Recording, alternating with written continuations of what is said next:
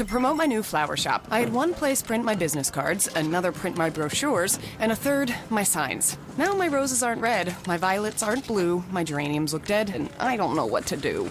Staples can help your business stand out with signs, banners, and brochures that are a true reflection of your company. And now at Staples, spend $50 or more on print and marketing services and get $5 off your next in-store purchase. Now my business is blossoming, and I'm spending less green. Exclusions apply. In-store only. Ends 6/23/18. The Financial Crisis. What happened and why? Lecture 2. Good afternoon, everybody. I think my voice is starting to disappear. So hopefully it'll stay with me for one more day and we'll be able to get through this. Just to recap where we were yesterday. We talked about interest rates. We talked about how interest rates were really, really important to a healthy economy. That the interest rates reflect these time preferences and preferences in terms of consumption versus saving that everybody has, and then they send signals to investors in terms of what kind of investments to make, and they provide incentives to savers in whether to save or not. So interest rates are crucial to a well-functioning economy. And as we mentioned, because of Federal Reserve intervention, we really have no free market in interest rates. Interest rates are not determined through a market process. Interest rates are determined by a Fed-influenced or Fed-determined process. Okay? The Fed decides on what at least the short-term interest rate is going to be, and it dictates that, and it adjusts the money supply in order to achieve that goal. And as a consequence, interest rates cannot serve that positive function that they do in a free market. And what they do, if the markets treat them the same way, which I think markets do because they have to, they have no choice. They still need to use an interest rate. And there is no real interest rate that they can extrapolate from something else. They have to use the existing interest rates. As a consequence, that distorts the decision-making process of the market. It distorts our decision-making process as consumers and savers, and it distorts the decision-making process of investors, savers, and investors, across the entire spectrum of types of investing. And again, because it's interest rates, it affects everything. And affects everything across time. And it's not a one-time event. It's not like we have this bubble because the Federal Reserve really, the Federal Reserve messed up. No, the Federal Reserve, in a sense, messes up all the time. Interest rates are always wrong. It's meaningless to talk about a price set by a central planner as being the right price. That has no meaning. It's a price. We're forced into dealing with it as a price, but it can't be the right price because the right price can only be determined through a process, an objective process in the marketplace. Okay? So these prices are not objective. They reflect the whims, whims justified by a lot of math and a lot of sophisticated econometrics and a lot of statistics and a lot of mumbo-jumbo, but it's still whims of some central planner, some committee of central planners. Okay? And again, they're very sophisticated about this. I'm not going to deny their sophistication and their knowledge and how brilliant Bernanke is. He's a really, really smart guy. Right? He just doesn't have a clue what he's doing. So it doesn't matter how smart you are when you don't have a clue what you're doing. Okay? So these interest rates are distorting. They're distorting, in a sense, all the time. What happens when they are extremely distorting is that you get extreme events. And we're experiencing right now the outcome of at least one extreme event. One could argue we're experiencing right now the consequence of a series of extreme events. The period between Alan Greenspan took over the Federal Reserve in, I think it was late spring 1987. The period between 1987 and just before this financial crisis happened has been called the Great Moderation. The Great Moderation. the business cycle, according to this theory, was moderated. Don't worry, be happy. Everything was fine. Didn't have a lot of inflation. Had a little bit, but not a lot. Had a few recessions, but they were mild. Remember, there was the terminology of soft landings. Yes, there was going to be a recession, but Greenspan had the secret, and we were going to have a soft landing. And the idea was the business cycle, while everybody accepted it has to happen, was going to be smoothed out. It wasn't going to be extreme. It was going to be moderate. And that's why the Great Moderation. And Greenspan has called it the era of great moderation, and he takes a lot of credit for it. I believe we're paying for that great moderation right now. We're paying for 15 years of fiscal policy targeted at avoiding recessions and trying to avoid price inflation and neglecting the other impacts of monetary policy can have on an economy. Like what we talked about last time, all the misallocations, all the malinvestment, all the bad incentives that monetary policy, those wrong interest rates, create. Okay? And as I said last time, I think to some extent, we are still paying for the internet bubble, which while it burst, right, during March of 2000, it started when the NASDAQ started to go down, and it went down through 2003, or sometime between 2002 and 2003. It didn't really fully wash out through the system. What needed to happen was really a restructuring of capital in the United States. A lot of capital misallocated needed to be reallocated.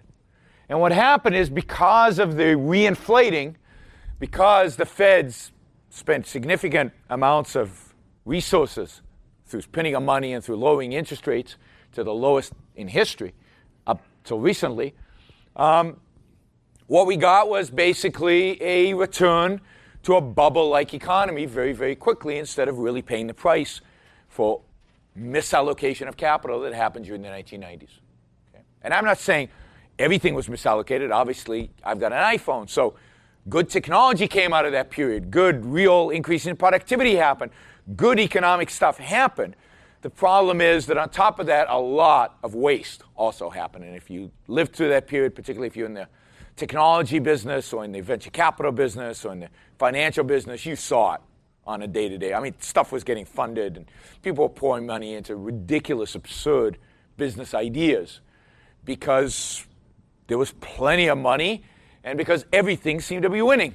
And and people lost this sense of reason, but they were motivated by that. I mean, we made an investment, I advised on an investment. It was somebody else's money, unfortunately. We made an investment in a company in 1990. It was late 1999. So this was in October of 1999. In a company that there were two options for this company, and it was clear in the investment, a little write-up we did. The two options. One is that the internet bubble continues, and within a year the company goes public and we make a lot of money. And option number two was that the internet bubble doesn't continue, this company makes no money and probably goes bankrupt and we lose everything. Those were the two outcomes. And you could put a probability estimate to which one you thought was most likely, but those were the two outcomes. And was it irrational for us to invest with the idea that the bubble would continue? Yeah, but ex post, it's easy to look and say, too late, you should have invested 6 months earlier in a company, right? But who knows when it's going to burst, right? So we actually did invest. Now, because we realized we were in a bubble, we also shorted the NASDAQ at the same time. So we made back when the company did go bankrupt because the bubble did burst and we lost everything. We made back about 60% of our money because we had shorted the NASDAQ. And at some point we actually contemplated shorting the NASDAQ 2-to-1 because we believed the probability of the bubble bursting was much higher than the bubble staying on course. But we didn't land up. We only, very few investors are willing to go. You know what a shorting a stock is? and don't lie. Anybody not know what a shorting stock is? Okay. Shorting a stock is you borrow the stock from somebody who owns it, and you sell it.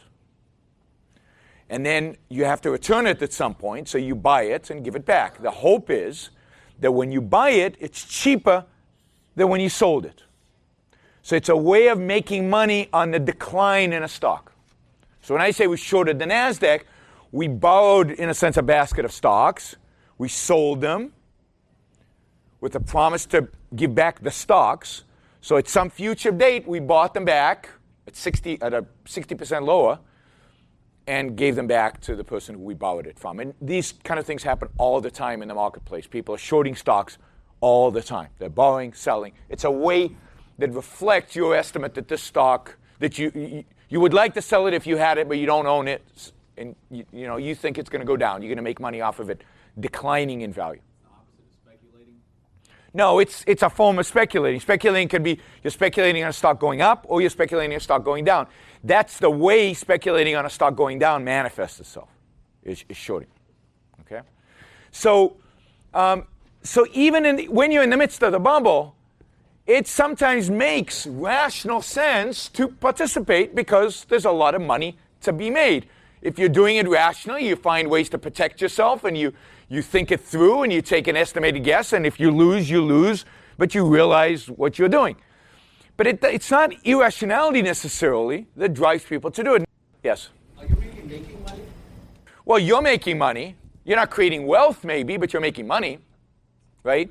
I mean, if the company had gone public, I would have maybe doubled my money, tripled my money, maybe 10 times more money. I would have had more money, right? Now, even if the company had gone bankrupt, ultimately, I still would have been wealthier because I would have sold. So there's there wouldn't have been more wealth in the economy, but I would have made money. Still cash in my hand. You mean in the sense of making? Yeah, because I actually was engaged in, I don't think what I was doing was unproductive. Right? Now, it's in a sense a mirage because of the kind of the macroeconomic parameters, but those are given to you as an investor. You have no impact on them. The question is, how do you do the best that you can as an investor within those macroeconomic parameters?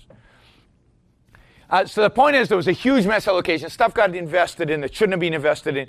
It didn't all clear out of the system.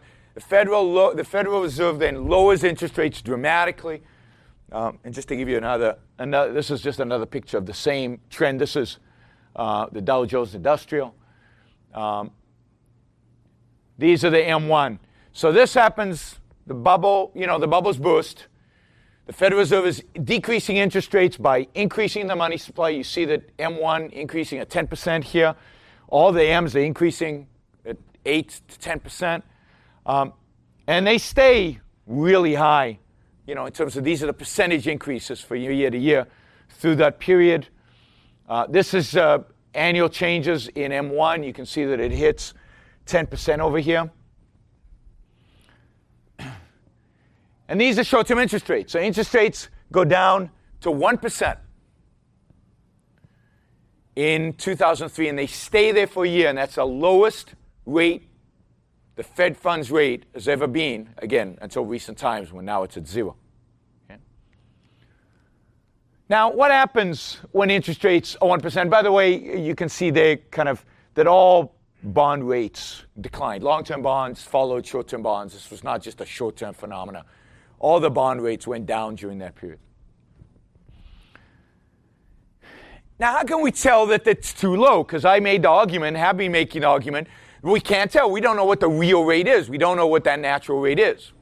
Well, in this case, we can tell because one thing we know is that in a free market, you don't get negative rates of return. You don't get negative interest rates. What's a negative interest rate? Well, a negative interest rate is that I pay you to borrow money from me. Instead of you paying me to borrow money from me, I pay you to borrow money. That's a negative interest rate. It doesn't make any sense. It's just irrational, illogical. Can't happen. Well, when interest rates are below the rate of inflation, when interest rates are below the rate of inflation, it's close to the equivalent of negative rates of return, negative interest rates. I could keep the money and buy something that goes up in price with inflation, gold, a lot of goods products, and I would get 3%, which is what the rate of inflation was back then. Or I can borrow money at 1%. Well, the ideal, I can make a risk-free return here, right? I can borrow money at 1% and lend it or buy something linked to inflation. And I've made 2% with no risk and financed by the government, in a sense, by the Fed. So when rates are negative, as they are here, this is what, the 70s, and as they are here, 2003, 2004, it's negative here in the 70s. What did we get as a consequence? High price inflation, huge price inflation, right? And it's negative here in 2003, 2004. Now, basically what's going on here is the Fed was what? Was paying us to borrow money, incentivizing us strongly to borrow money. They were willing to lend money at below the rate of inflation. Now, guess what people will do if you pay them to borrow money? They borrow money. And by the way, a good inflation hedge, what's a good inflation hedge? Well, gold, yeah, but what's another good inflation hedge? Housing. Housing. If you look historically, and I've got a chart, I'll show it to you, housing prices are flat historically, inflation adjusted. They keep their value from an inflation perspective. So, surprise, surprise. When you offer people interest rates below the rate of inflation, they borrow like crazy and buy an inflation hedge. Houses. And at 1%, which meant pretty low mortgage rates, everybody borrowed, bought a house, but everybody borrowed generally, right? I was getting credit cards daily with 0%, whatever. And if somebody's offering me a credit card at 0%, that's free money, right? I'm never going to, bro, load up, And I did. I always paid it back, but I'm sure some people didn't. But the temptation is then, how can the banks offer 0%? Because they're not paying any interest, really. And they're hoping, of course, that you won't pay it back and it'll go into the higher percentage rates. But even the higher percentage rates weren't that high. And at 0% or at 1% or at 2%, 3%, 4%, these really, really low interest rates, I can afford a lot of really cool stuff. I can buy that big, big television. I can buy the huge home. I can buy the big car because my monthly payments on the debt is so low. I can really afford it. Now, yes, one day interest rates will go up, and one day I might have a problem paying it back. But that's one day, and we'll see that there were a lot of forces in place to convince me that not to worry about that and to spend my money now. Okay. So we've got very low interest rates, which are incentivizing consumers to consume just because they're low, and incentivizing them not to save because the rate on saving is very low, so again, to consume. And they're incentivizing investors to invest in long-term projects. Now, how does this relate to housing? Well, what's a long-term project? Building a house. Okay. What's a consumption good from our perspective? Well, it's not necessarily the house, but think about all the home equity loans we took out on those houses in order to buy the consumer goods that we wanted. So it became a mechanism by which we could fund our consumption, our homes, our debt, really the debt on our homes. It's not our homes, because as we've discovered recently, the value of our homes didn't really go up, right? It's just our debt on our homes went up. This is what happened to mortgage rates during the same period. This is the period we're talking about. 30-year loans went down. 30-year fixed loans went down. That's these numbers. to historical lows, or lows not seen since the 1950s. 1950s, there was no inflation. Here, there was still inflation. Okay? So these are from a real interest rate perspective, these were historical lows. 15-year rates go down, and look at the 1-year adjustable rate mortgage rates. They go down to 3.25%. Now, again, at 3.25%, we as consumers can afford stuff that we can't afford at 5, 6, 7, 8, 9. You just can't.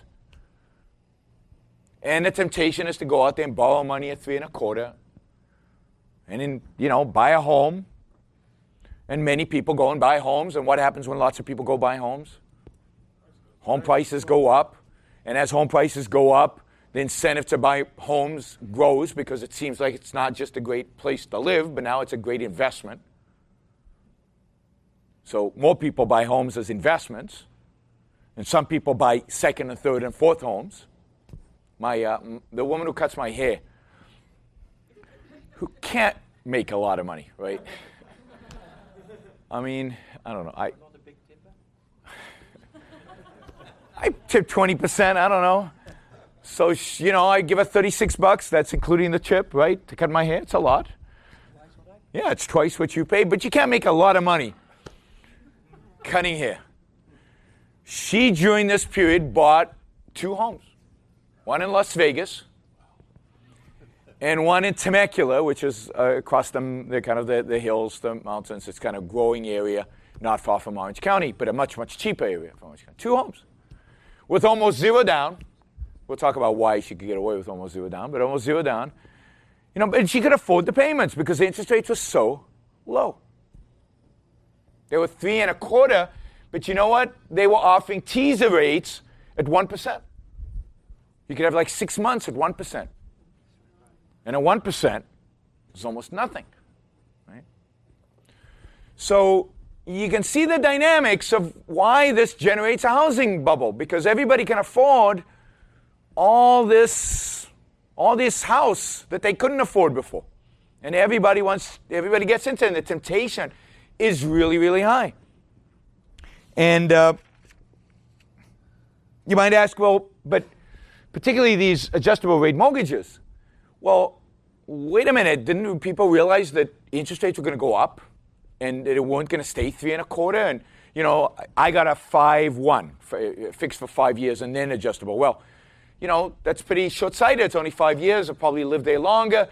Why did people buy into this? What's going on here? Going back to Peter's talk today, why aren't people rational and thinking long-term? Well, first, these are complicated issues. What are interest rates going to be for the average person? Interest rates are what they are. I don't know that they're going to go up unless I've got some minimal training.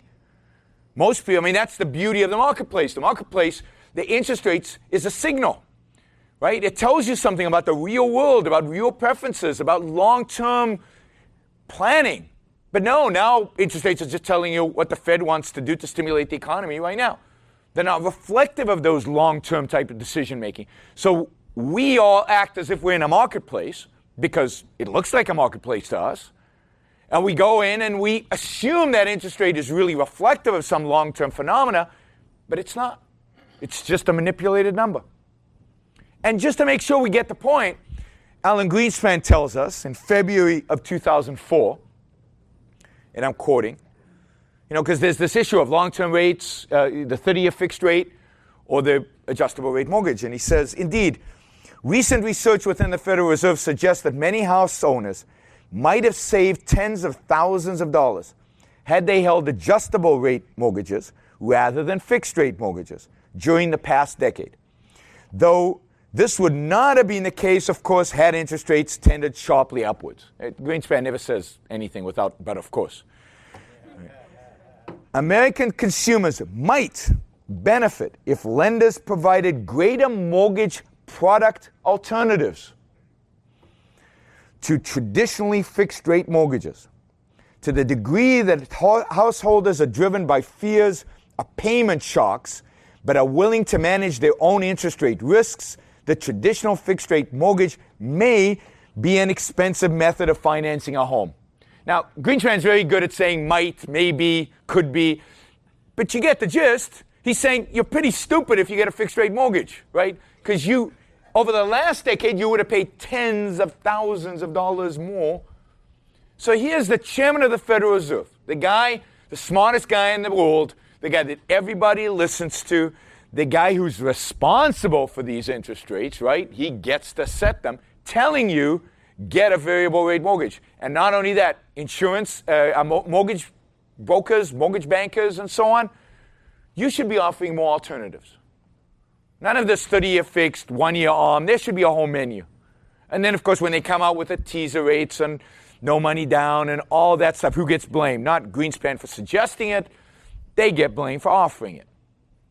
Right? But this is 2004, just as this is really, the housing bubble is going into overdrive.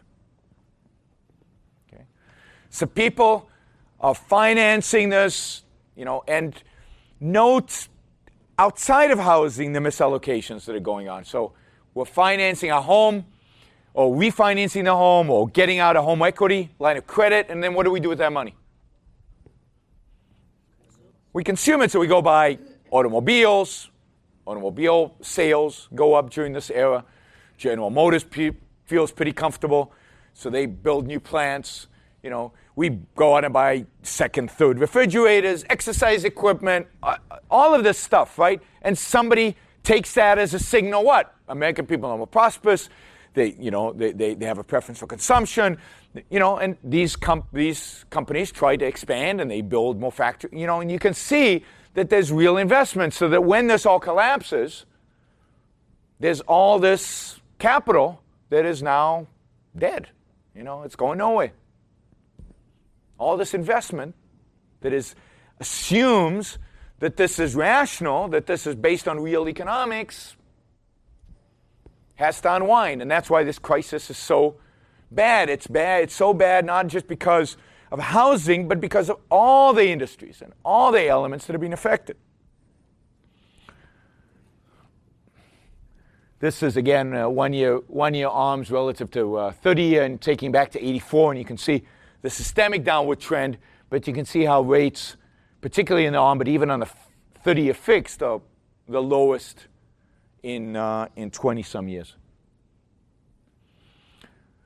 This is growth in adjustable rate mortgages, right? Alan Greenspan, in 2004, right here, tells us this is a good idea. It looks like people paid attention. People clearly shift towards adjustable rate mortgages. Now, partially it's because they're so cheap, they're so low, but partially because the signals that we're getting from government officials, from the people who are supposed to know, are this is truly an era of low interest rates. Don't worry, be happy, go out and spend. Right? And if you remember, even President Bush, right after 9/11 in January of 2002, in his address to the nation, didn't tell us to prepare for war and prepare for maybe some cuts in our standard of living because this was wartime and it required, significant effort to defeat the enemy. No, he said, go and shop. Those were the words in the State of the Union address in January 2002. Go shop. Behave like nothing happened. Things are normal. But normal means shopping, right? Consumption. Consumption drives the economy, they tell us, so go and consume. So we did. This is what happened to existing home sales. So this starts in 94, and you can see it peaking in 06. And that's a huge increase. This is what happens to new home construction, new home sales. Okay. And you can see that generally the 90s were a good period, but there were a number of inflection points. This has a pretty steep yield, but look at that. Look at that curve starting in 2002. How steep that slope is. That's those low interest rates, which are encouraging home builders to go out and build homes and consumers to go out and buy homes. And look at the decline. It's about as steep as a decline you'll see in anything. That's home values. So you can see that this is from 1890 till today, or close to today, you can see that home prices, declined, if anything, and not during the Depression, during the teens. They stabilized during the 30s and 40s. They increased sharply during World War II, right after World War II, and then they stabilized, and they stayed flat. And this is adjusted for inflation, which makes sense. Adjusted for inflation, houses should be flat on average, right? If demand increases, immigration comes in, what happens? You build more homes. Supply adjusts to demand. There's no reason why a home's not an investment. What's in nature? Why is it that the stock goes up? What is it that makes a stock go up? What is it? Yeah, more production. The fact is that the stock is generating cash flow. In a sense that the company that the stock represents is actually engaged in productive activity. And just to simplify, if the company doesn't grow its profit, then the stock's not going to go up. If the company's profits decline, then the stock's not going to go up. It's probably going to go down, right? So it goes up because it's increasing the amount of stuff that it makes. Your home doesn't make anything. Your home just sits there. Land, when does land really increase in value? When does land go from being very cheap to very expensive? Well, put aside inflation, on a real basis with no inflation. When it's improved, but the land itself changes when it changes its use. So for example, when you switch it from agricultural use to homes, it increases in value. Homes are more valuable than agricultural land in the US, not everywhere, not at all times. And then if it switches from homes to maybe a mall or to industry, it might increase in value again because, again, the land is becoming more productive. But that's it. If it's a home all the time, then its productivity is the same all the time. You might build a bigger house on the lot, but the land hasn't changed in value. It isn't any better, right? It's the same piece of land. So in real terms, in inflationary terms, a house should never be an investment. And if it is, something's wrong. So in California, real estate prices started going up in the 70s. Why did they go up in the 70s? Land use controls. Again, everything I'm saying is adjusted for inflation. They go up in the 70s because of land use controls. Because now if you artificially restrict supply, what happens? Well, you've still got demand, people still moving into the Bay Area, but you've restricted supply. Prices have to adjust. And you can look at every metropolitan area around the country. And those metropolitan areas that saw an increase in prices, it was initially driven by land use regulations. So if you look at home prices that went up from the 70s to before this boom, it happened in those areas in the country with the greatest land use restrictions. The Northeast, California coast, Phoenix and Vegas relatively late got the land use restrictions. You don't upset the desert environment. Whatever creepy crawly things live there. It's when the supply was restrained, that's when prices of homes started to increase. There were no increases in these areas before that. Yeah. Wouldn't a large increase in population affect? What would happen? So let's say 2 million people come into an area, and what happens? The first thing happens, prices of homes go way up, right? And then what do entrepreneurs do? They say, cool, there's great opportunities. They all build houses. And then what happens as the new houses are added? Prices come down. And as more houses are added, prices come down. And then when everybody is in the place, right, then prices are back to where they used to be. Yeah. Would it be reasonable to expect population increases to drive price increases for types of housing where you can't necessarily go and make more easily, like beachfront property? If there was a limited supply of beachfront property, but there isn't in California. If you've ever driven the California coast, there's plenty of supply of land for beachfront property. The only thing that restricts it is government. and you might say there might be alternative uses. So, example, in Manhattan, you're not going to have single-family homes.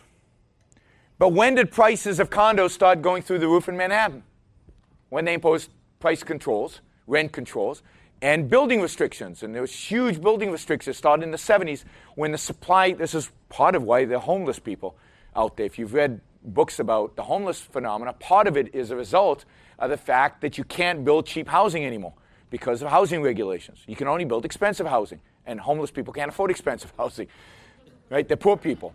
So you price them out of the market by only building a certain type, and this happened in massive scale when they tore down all those public developments in New York, and they built up nice high-rises, which they couldn't afford. So the poor people who lived in the developments now couldn't afford the housing that was supposed to be much better and much improved for them because it was much better and much improved. So housing restrictions are what led to the increase. That was the first increase. Then in 1997, capital gains taxes were basically eliminated, or almost eliminated, on homes. So you could keep up to the first $500,000 of profit on a home was tax-free for a couple. For a single is $250,000. But that's a lot of money for a single-family home profit, right? It's a lot of money. So most homes, basically was a kind of investment you made. In 1997, you see a spike. And then I think the next big spike is the low interest rates of 2002, 2003. You can see how prices get completely out of whack. I mean, that's not normal by any standard. And this, by the way, Case Shiller, they're very good at, and I do not recommend economist Robert Shiller. He's a really bad economist, but he's a behaviorist, like Peter Schwartz talked about today. But this index of home prices is very good because they standardize. They both correct for inflation, but they have to correct for the type of house. So they make sure that you're measuring oranges and oranges and not apples and oranges. This is just for Washington, D.C. from January of 2000, right? It was 100. That's just a standardized number. Basically, home prices went up 2.5 times. 2.5 times, 250% during this period in Washington, D.C. I happen to think you'll see a rebound there because as government grows, the demand will increase dramatically for housing in D.C. It's the one area in the country that's probably doing well economically right now. I mean, this is just not right. There's something going on here, and what's going on here is clearly this combination of a boom in housing generated from the land use restrictions, a boom in housing because there's a bias in terms of investing towards housing, and then the effect of interest rates. This is what it does. This is the ratio of home prices to household income. You can see how that's going up dramatically, right? So debt. So that's home prices. This is the debt to income ratios of households. You see how much debt we're taking on? But surprise, you're almost paying us to take on the debt. Right? This is home, in a sense, the mortgage share of your total household debt. Well, yeah. Why buy anything with a credit card? Why buy anything? Let's say when it was really low, credit cards were paying 8%. You had to pay 8% on a credit card debt. When you could take it out of your home at 4%. It just didn't make any sense. So when I got credit card debt, what I would do is take out a equity line of credit on my home at 3.5%, right, and pay off my credit card debts. Right? You take the cheap money, where you can get it cheap, and you pay off your expensive money. Right?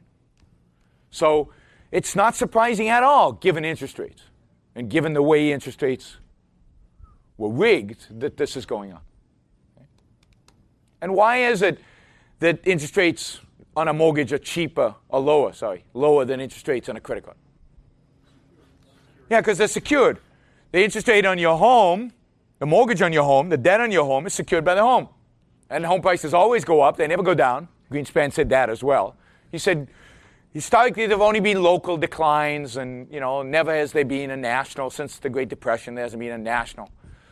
And you saw the graph, right? The great moderation in home prices. They always stay pretty much flat. So if they went up, they'll go down, but it's no big deal. That's what Greenspan said. So the house is collateral. I can afford to give you a lower rate. Credit cards are unsecured. If I default on my credit card, it's hard for them to access my other assets. They can force me into bankruptcy, they can go after me, but it's not obvious what they've got. Whereas if I default to my home, they own the home, right? It's theirs. So always secured credit is cheaper than unsecured credit. Yeah. There's also government-insured mortgages. We'll get to all that. I haven't even started with Fannie and Freddie and FHA and all the other ways government hooded us into housing versus other investments. This is just, without even all that, you've already got a mess on your hands. This is private construction spending. And the blue is commercial real estate or non-residential, and the red is residential. And you can see where all the investment is going. And again, this is long-term investment. This is completely consistent with the Austrian theory of the business cycle. Okay. And you can see in all these charts the bubble bursting, starting in somewhere in 06, 07. And it takes a while for all of us to feel it, and by 08, we feel it. Okay? But it's clearly prices are starting to decline in late 06, at least across the country. Okay, so let's look a little bit at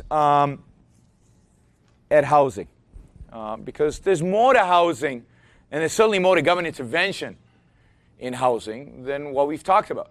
Right? We've talked about kind of this business cycle really geared around interest rates, and I think that business cycle would have happened no matter what. Okay. But there's also this phenomenon that most of what happened this last cycle went into housing. Most of the increases are in housing. Most of the collapses in housing and related areas. And indeed, a previous bubble was in the internet, was in technology stocks. So this can go in a variety of different ways. And I did say that bubbles tend to piggyback over booms. But I think in the case of housing, there was more that was going on that helped all this money flow into housing, and I think helps explain why the behavior of many participants in the marketplace was pretty short-term. Explains the behavior of the mortgage bankers and the bankers, because a lot of those guys, by 2007, for example, 100 mortgage bankers were gone. They were bankrupt. I mean, that industry was basically annihilated in 07, 08. A lot of banks landed up losing a huge amount of money and going bankrupt or almost going bankrupt or being bailed out by the federal government.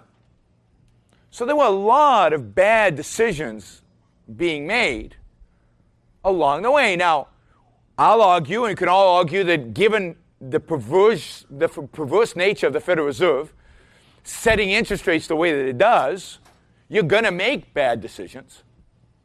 It perverts the incentives. Okay? And bad decisions are going to be made because it's hard to tell what a good decision is. But it's still a little unusual to see what we saw in housing, given the history of housing and given the kind of spike that we saw in prices and in construction. I mean, after all, you could imagine that in technology more than you could in housing. Technology is unknown. You don't know what the next big thing is. You don't know what eBay is going to be. I mean, somebody had come to you in 1997 or 8, whenever it was that eBay got its funding, and said, we're gonna basically put the classified ads on the web and turn it into kind of a fun auction process. I mean, how many of us would have given them money?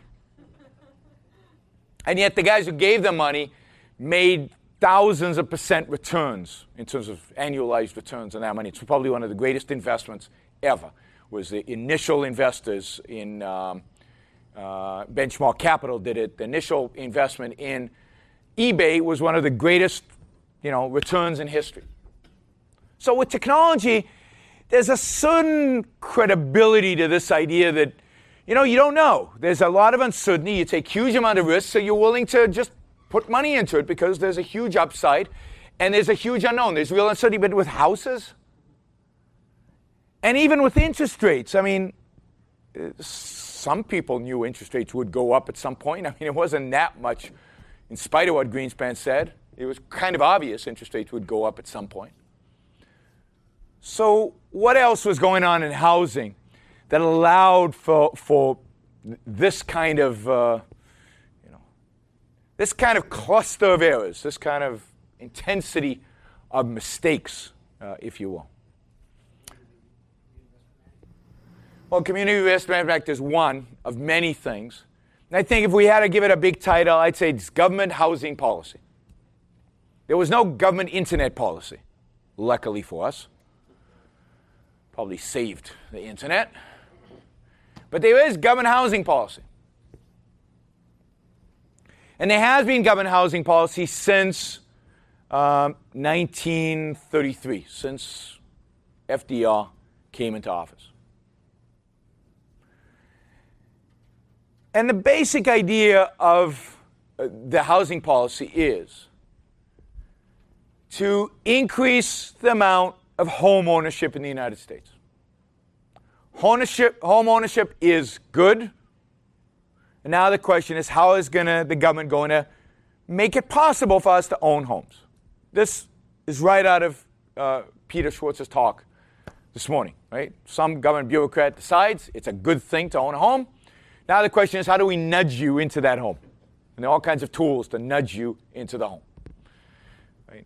And why is home ownership good? What's good about home ownership? No, it's not an investment. What did I spend all that time on? Why is home ownership a good thing? I mean, it became an investment. That's the problem. And politicians even view it as an investment.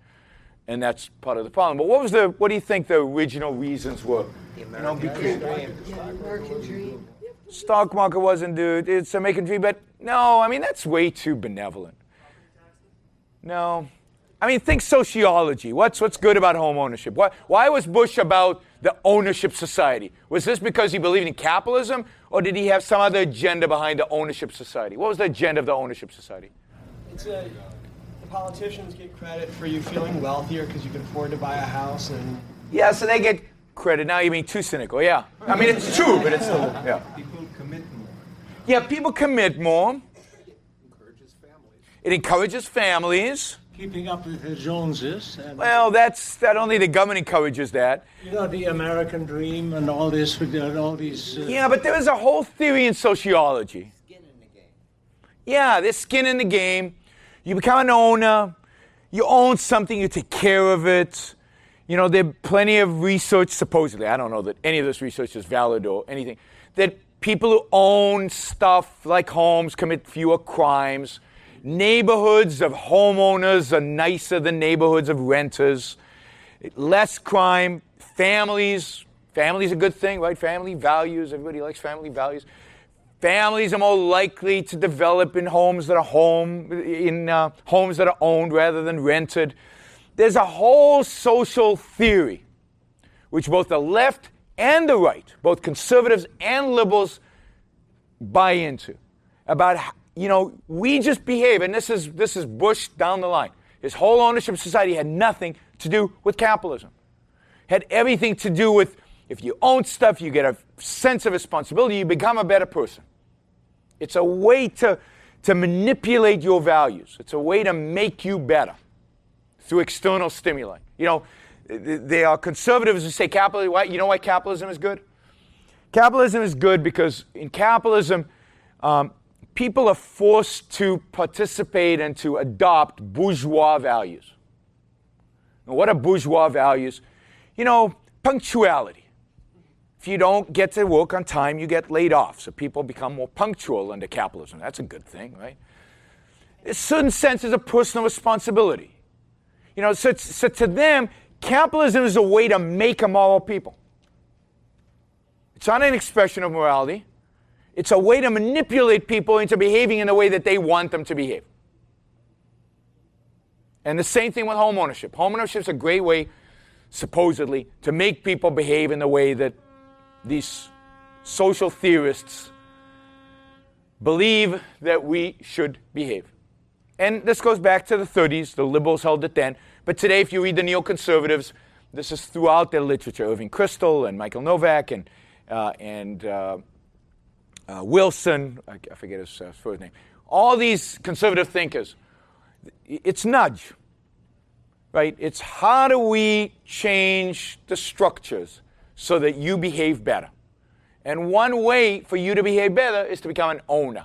If you own stuff, then there's all this pseudoscience or supposed science that suggests that people's behavior changes. Is your basement or garage full of old house paint that you know you'll never use?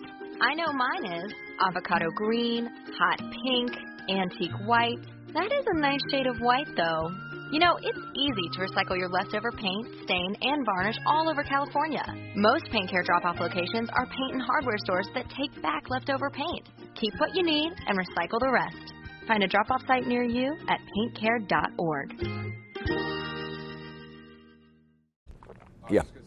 I would say, I actually read that even back in the 20s, Herbert Hoover, when he was Commerce Secretary, started a big program of encouraging homeownership, but he was a Republican, so the roots go way back. Yep, I think that's right. Well, I guess it's not surprising it goes back to Hoover, of all people. Yeah, so the intellectual roots of these ideas go way back, and indeed,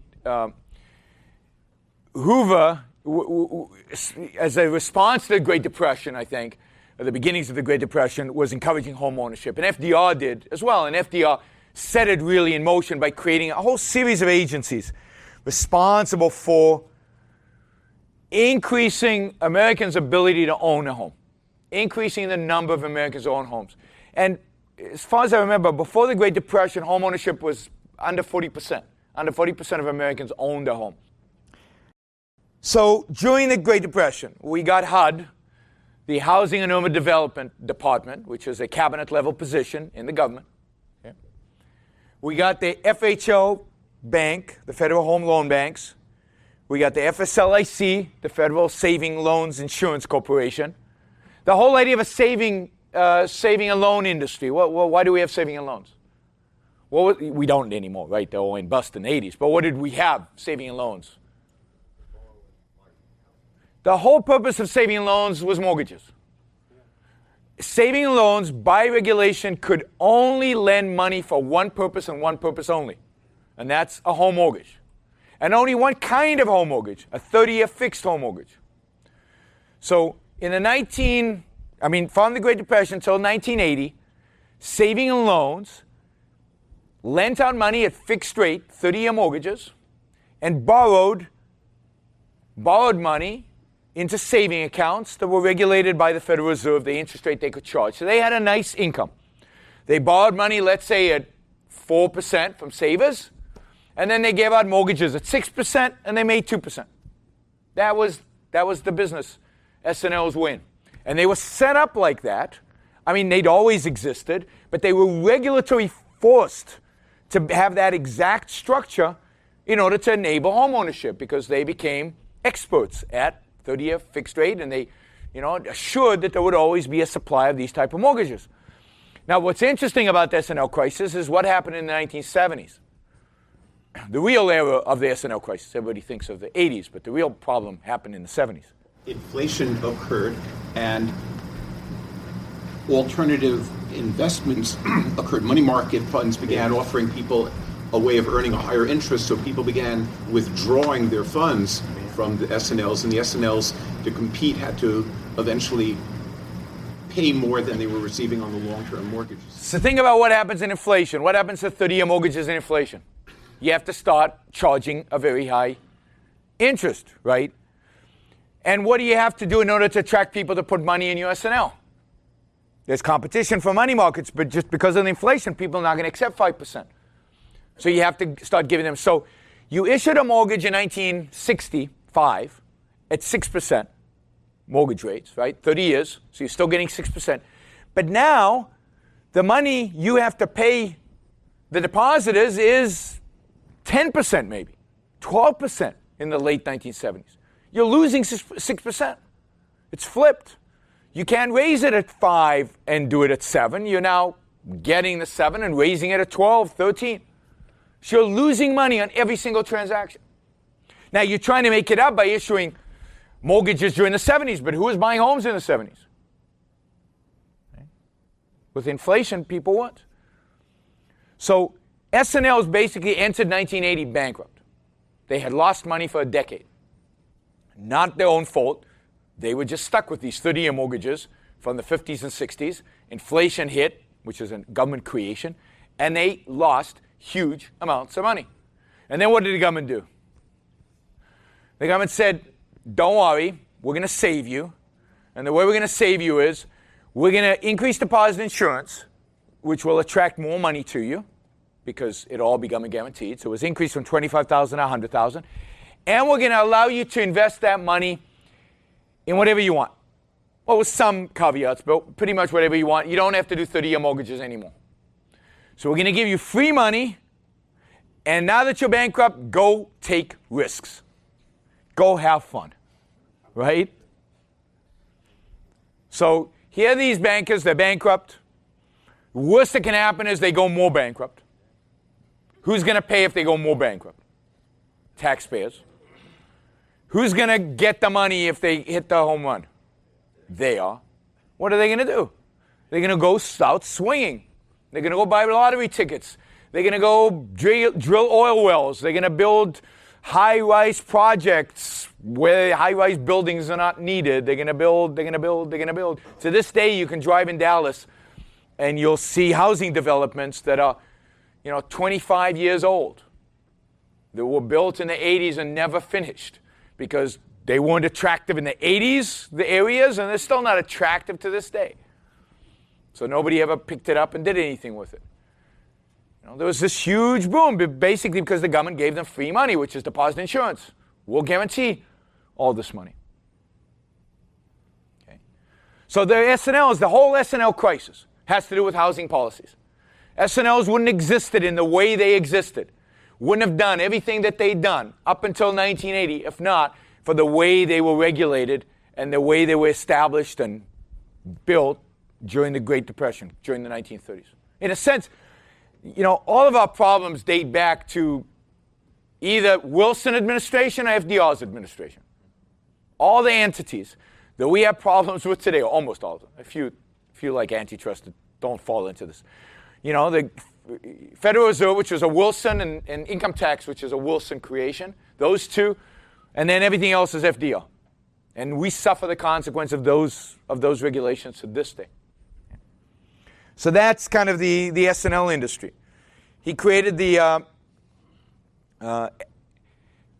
Fannie Mae was created, and we'll talk about what Fannie Mae does, and the FHA was created.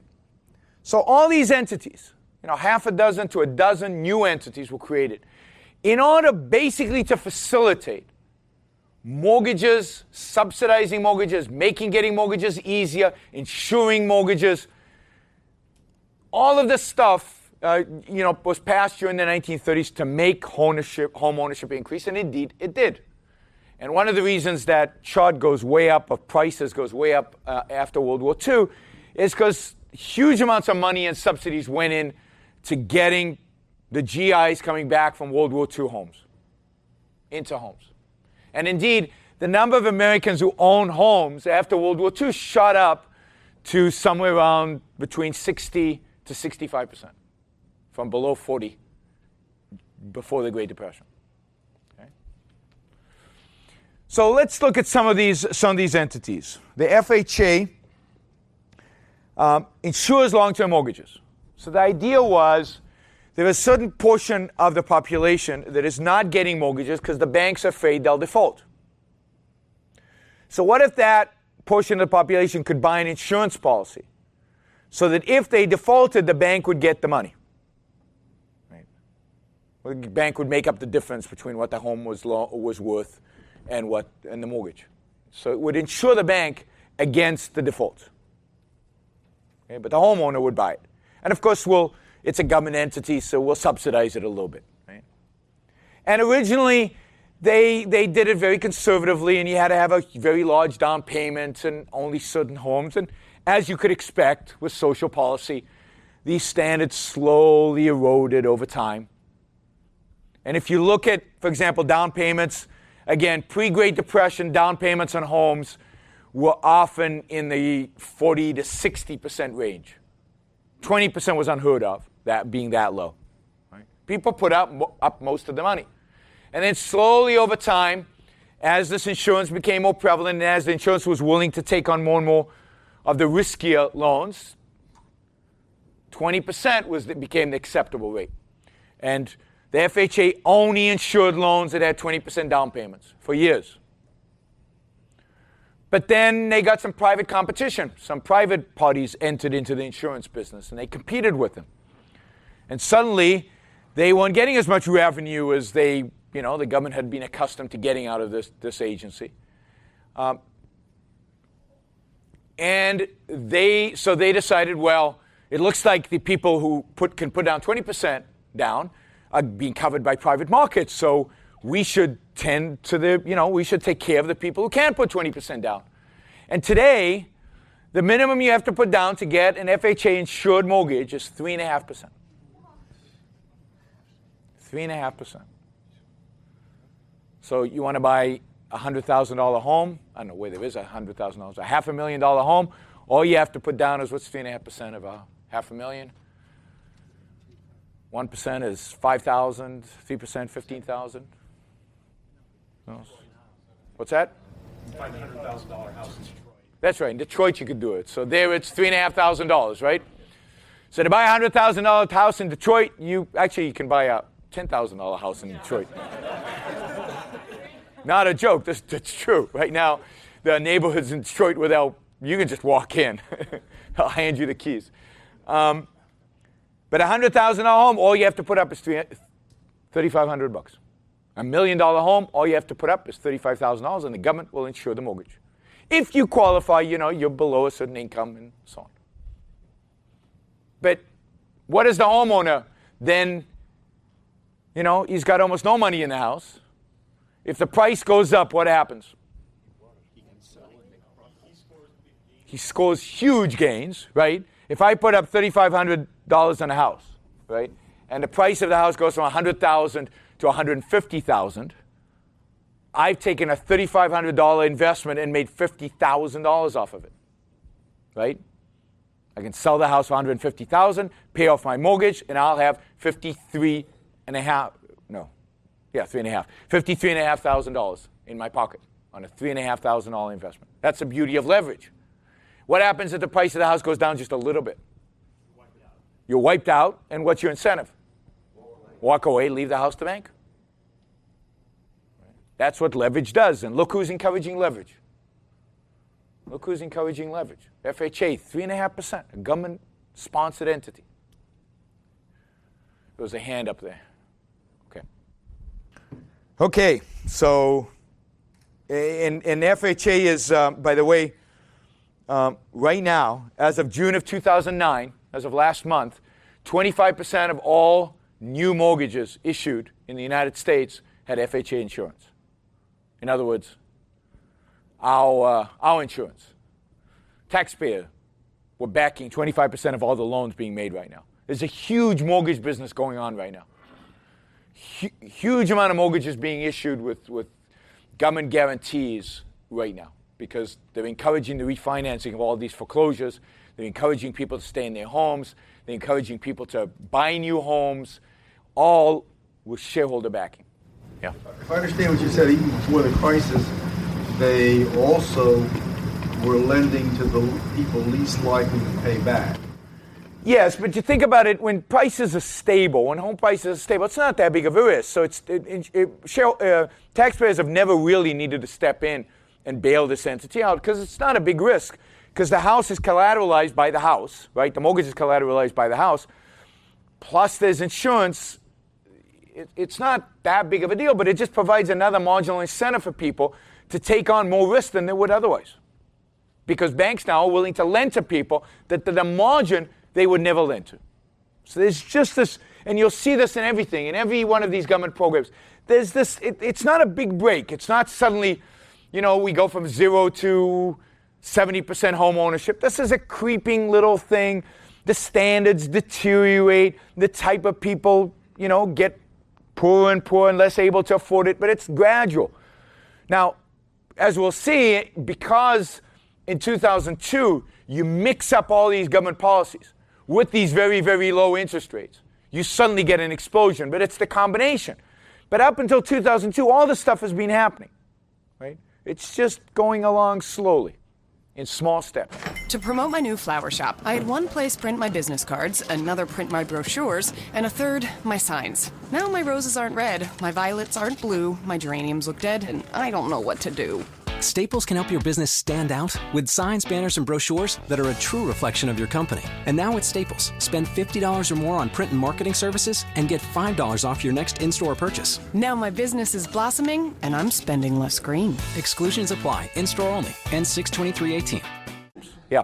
Has anybody done any analysis to suggest that there might be the same kinds of fraudsters, corruption, et cetera, that were going on in S&Ls, going on in housing loans like this? Because I can imagine if you were unscrupulous enough, you get together a bunch of criminal investors, essentially, pay a guy off the street to claim that he's destitute enough that he can pay a large amount of money, wait for a small increase in the price of the house, make a killing, pay the guy to walk away, and just keep cycle. As far as I know, things like that were going on. Yeah, so there's this idea that you could get a group of investors to find a low-income person to buy a house, in a sense, for you with these government guarantees, wait for the house to increase, and keep flipping houses. And I wouldn't be surprised if that was going on. I've heard stories of that actually happening. And it's on the other side as well. Again, once this industry becomes all these little incentives, all these opportunities to make money off of government guarantees, all this money flowing in, what type of people are going to enter into the business, both on the investor side and on the banking side? On the mortgage brokers, a lot of these mortgage brokers, were not honest people. I mean, there was fraud committed, but it wasn't a marketplace, right? A lot of bad people saw a huge opportunity to take advantage of other people, and they jumped into it. But the opportunity was created by government policy, both on the investment side and on the broker side. There were a lot of unscrupulous people who took advantage, just like in the S&Ls. When the S&Ls got the permission to go gamble, a lot of gamblers entered the business. A lot of people who you wouldn't want to typically running a bank suddenly were running banks. So you create the environment, government creates these environments in which crooks flood in. And then, of course, the crooks get blamed on it, and the markets get blamed on it, because look, see, with free markets, with free markets, crooks come in and run things. And free markets get blamed for it. But there's no free market here at all. So by 1995, home ownership rates are starting to increase. In 1997, they started increasing even faster. And by the peak of our bubble, home ownership was at 70%, 70. 70% of all Americans owned their home. Which was, by the way, the goal of the Bush administration. They had named 70% as a goal in 2003, 2004. We've talked a little bit about tax policy, but tax policy also really encourages home ownership. Now, it used to just encourage debt. So I don't know how many of you remember these days, but before 1986, you could deduct interest on any kind of debt from your taxes. Credit card debt, the interest was tax deductible. 1986, Ronald Reagan passed the Tax Simplification Act. That's a joke, but but he did pass the Tax Simplification Act, and that's what it was called. And as part of tax simplification, the idea originally was to eliminate all interest as a deduction. You couldn't deduct anything. But then people started yelling, well, what about homeowners, and home prices will crash and it's not fair, and so on. So they kept the interest deductibility of your mortgage. So mortgages the interest on mortgages is deductible from your taxes. Now that is pretty cool if you own a home with a big mortgage on it. because you're basically being subsidized by those who don't. So let me just take this opportunity. For all of you people who rent homes, thank you.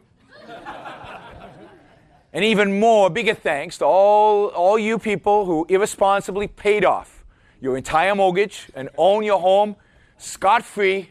You are subsidizing my mortgage. I have the biggest mortgage I can get, where I can get the biggest tax deduction I can to take full advantage of your subsidy. So, but that's true, right? I mean, you're paying higher taxes and I'm paying lower taxes. Why? Because I happen to own a home and you happen, with a huge mortgage, and you happen to own a home that you paid off. I'm getting rewarded for having debt. You're getting penalized for not having debt.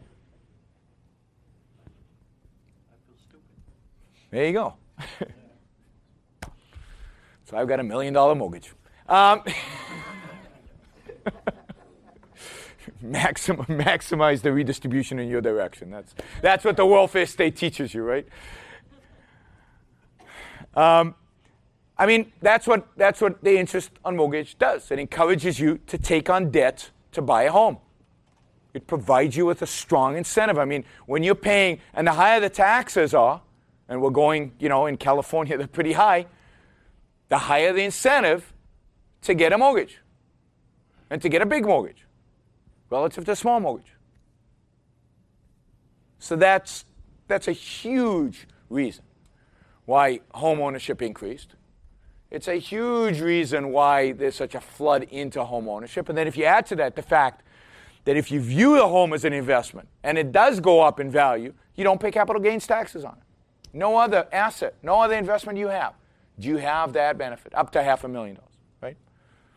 Stocks you pay it, bonds you pay it. Any capital gains is capital gains anywhere else except housing. People flooded the market with money into housing. So there's government insurance, there's a tax break, and then there's Fannie. Fannie and then its cousin Freddie. And Fannie was established by FDR in 1938. And the idea was that one of the ways you would get banks to loan out more mortgages is if you created an entity that bought these mortgages from the banks. So Fannie's purpose was to go out and buy the mortgages from the banks. That would free up capital to the banks. They could go out and lend more mortgages. Fannie would buy them, and you can see the cycle of continuous new capital being provided. And Fannie, how would Fannie fund itself? How would it get the money in order to go out and raise? Well, the idea was that, initially it was set up by the government, but the idea was it could borrow in the markets, and it would take the money that would be borrowed and buy mortgages. And it would be pretty safe, so the interest rate that it could get was pretty low. In 1968, Fannie was spun off as a private company. Right? Got shareholders, was in a sense sold, got shareholders, they got a board of directors. It was an independent company, regulated by, it had its own regulator, but it was supposed to be a private company. And at the same time, Freddie was created to provide Fannie with competition, because competition is important, right? We like competition. We don't want monopolies. So they created a second entity called Freddie in order to provide Fannie with competition. Both entities, though, were government-sponsored entities. They had special charters, they had special regulations, they were separate from the market, and everybody knew, although all politicians denied, the fact that they had a government guarantee on their debt. So that when you lent money to Freddie, when you bought their bonds, you lent the money. If they ever failed, the government would bail you out. So it's like deposit insurance, right? Just for Freddie and Fannie. And they borrowed billions and billions and billions of dollars.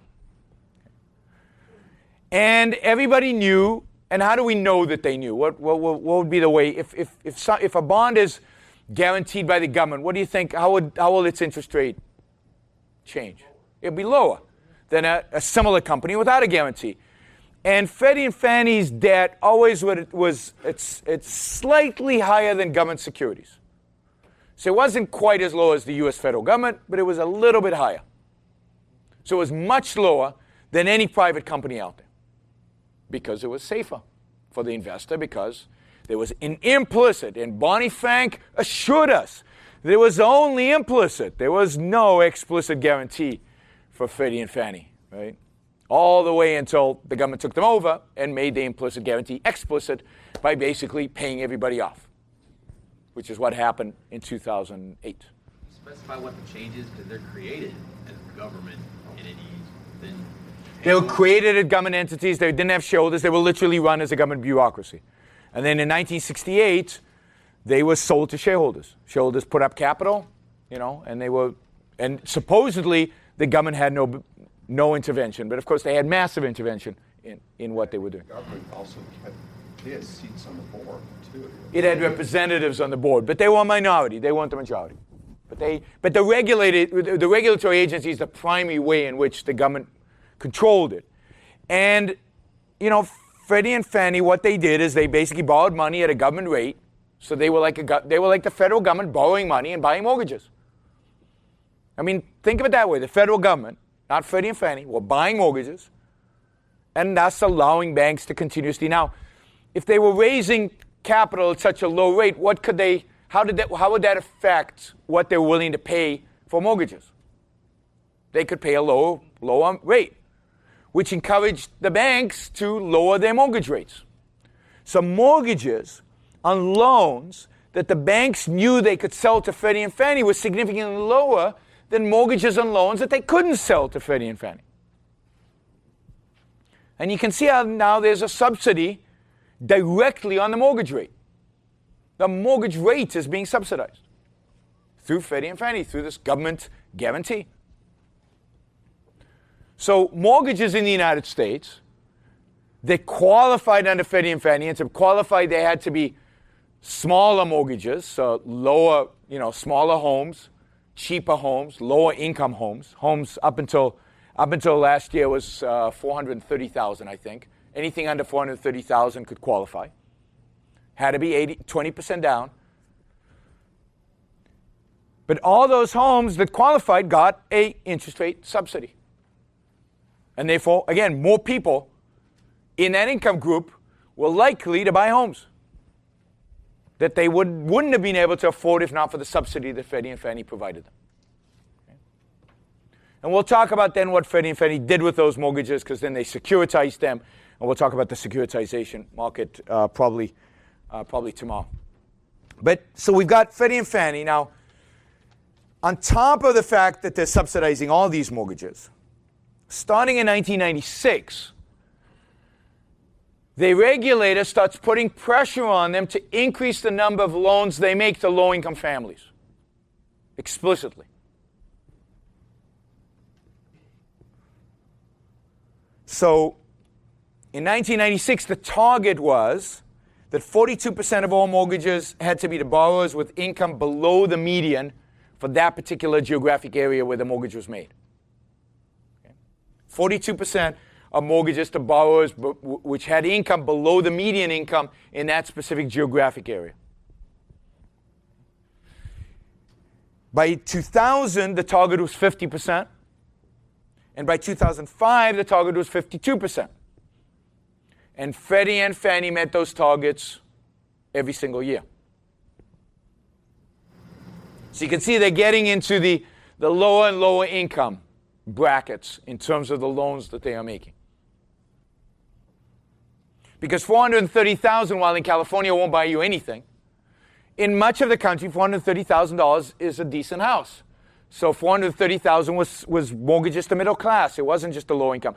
But by restricting it by saying you have to do 52% of low income people below the median in that particular area, not nationally, you are making sure that they were providing mortgages to low income individuals, the higher risk individuals that banks typically, would be more cautious about lending to. They also had a special provision for special affordable loans. These were for people under 60% of the median. So in the bottom 40%. And in 1996, that was 12%. In 2000, 20%. In 2005, 22% of all loans had to be to this bottom 40%. And again, Freddie and Fannie met those goals. Between 1997 and 2001, the Clinton administration, and then after 2001, the Bush administration hammered away at Freddie and Fannie to get more into the subprime business. Now, what are subprime loans? Prime loans are low-risk loans. Prime are low-risk loans. A lot of down payment. People who can document their income and have plenty of income to support the mortgage. And then there's subprime. Subprime is low down payment ratios, people with very low income or can't document their income, or just a high risk. And then there's a middle, which is, Alt A it's called. So they're encouraged to do more and more of the subprime, of that lower tier, throughout the late 1990s, early 2000s, and indeed they increased. They never become the huge player in subprime, but they're clearly a bigger and bigger player in the subprime mortgage market throughout. In 2004, they buy two-thirds of all the mortgages issued in the United States are sold by the banks into the secondary market. Two-thirds. Freddie and Fannie buy a third of those. So they are the biggest players, single biggest players in this market. Now, by doing this, the banks themselves and the mortgage bankers and all the people care less about whether these mortgages ever pay off, right? Because they've sold them to Freddie and Fannie. It's not Freddie and Fannie's problem. And we'll see they then sell them on.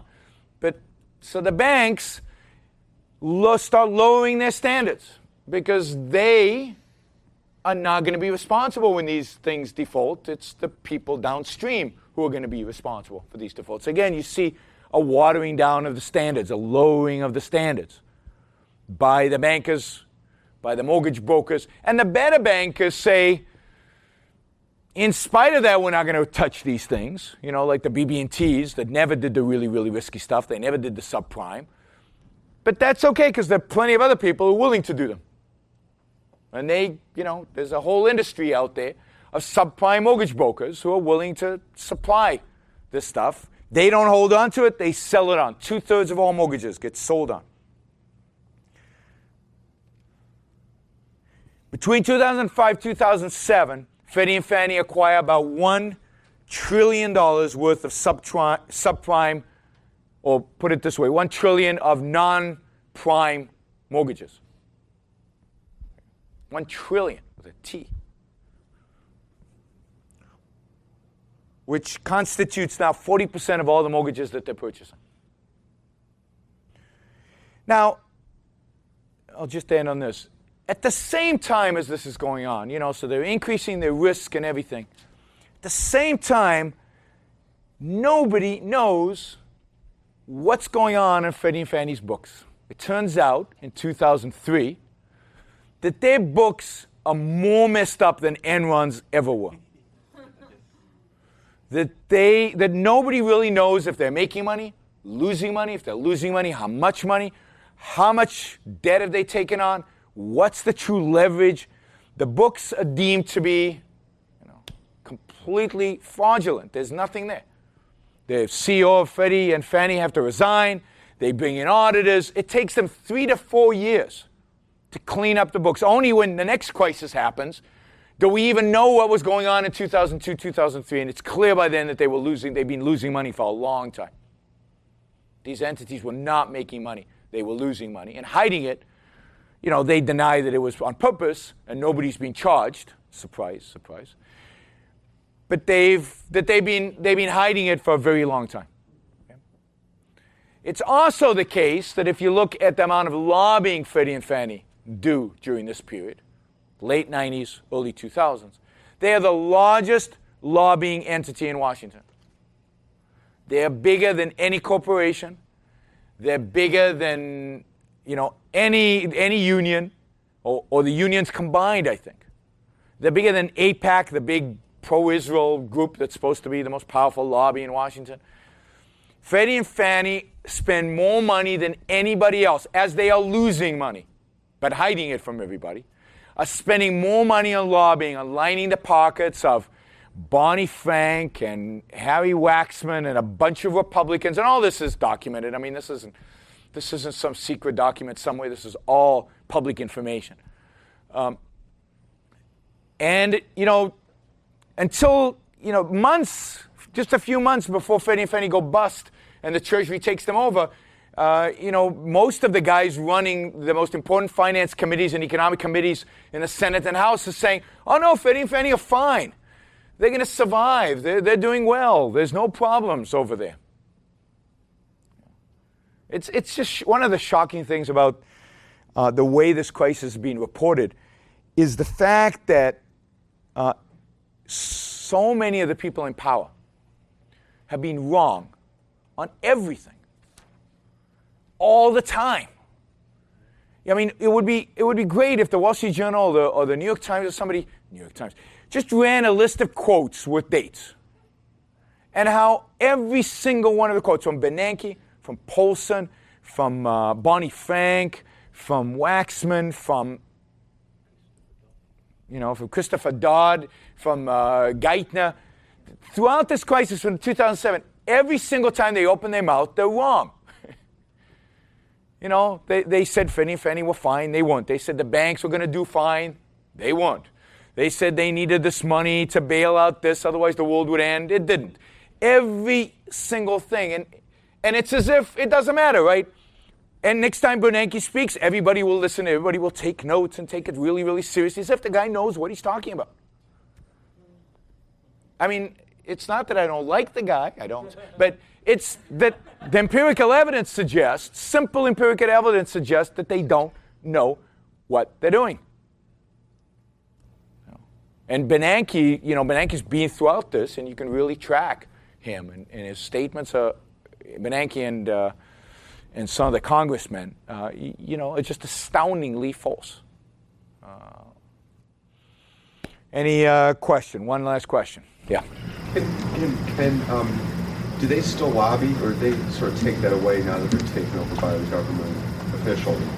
I think they still lobby because now they're in receivership, right? Oh, yeah. So the question is, do they still lobby now that they're being taken over by the government, right? Now they're 100%, shareholders wiped out. They are now owned by the government. They're under so-called receivership. But what's interesting is usually when you take something under receivership, you wind it down. They're growing like crazy right now.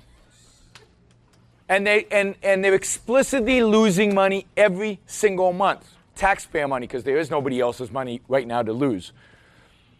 And yet they're growing right now. And I believe they still lobby. They still have a mechanism. It's another interesting thing, just in terms of media. The CFO of Fannie committed suicide. You'd think that would raise some questions. Again, I'm not a conspiracy guy. I don't believe in conspiracy. But, something's going on there. This company has been, is committed fraud from an accounting perspective for a very long time. They've been taken over by the government. They're part of the biggest collapse in housing in history. They're losing billions and billions of dollars, and the CFO commits suicide. If this was on Wall Street, can you imagine what they would do? If Goldman's CFO committed suicide tomorrow, you know what they would do to that company?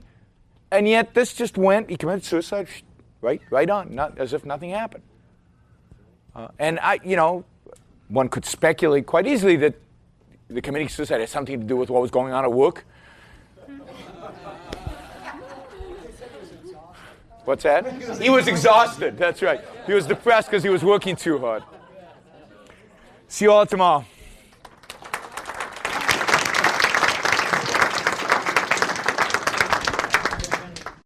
This course continues with Lecture 3. Welcome to the Total Wireless Store, where total confidence awaits. I need a smartphone with an awesome camera. Got anything to fit a new dad's budget? Don't worry, you got this with Total Wireless. And now you can get $50 off on select phones $99 and up. My relatives won't miss a thing. Now you can focus on the important stuff, like diaper duty. Discover the Total Wireless stores and get total confidence. The latest phones, the best network, all at great prices. Now open in LA. Limited time offer in 6/30/18. Available while supplies last. Porting required for a non-track phone brand. Offer only available at Total Wireless stores. Visit store for details. Total Wireless stores. Visit store for details. Total Wireless stores. Visit store for details. Total Wireless stores. Visit store for details. Total Wireless stores. Visit store for details. Total Wireless stores. Visit store for details. Total Wireless stores. Visit store for details. Total Wireless stores. Visit store for details. Total Wireless stores. Visit store for details. Total Wireless stores.